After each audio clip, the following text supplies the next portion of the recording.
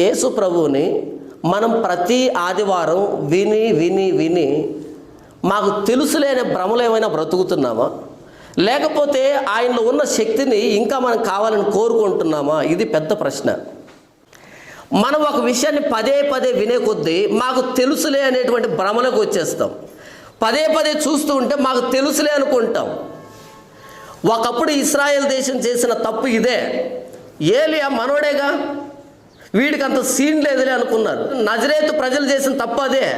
యేసు ప్రభువేగా, మనకు తెలుసు, మన బంధువేగా యేసు ప్రభు అంటే, మన పక్కింటోడేగా, ఎదురింటోడేగా, మనూరోడేగా అనే అభిమానంలో ఆయన దైవత్వాన్ని, ఆయన గొప్పతనాన్ని పట్టించుకునే వాళ్ళు గుర్తించలే.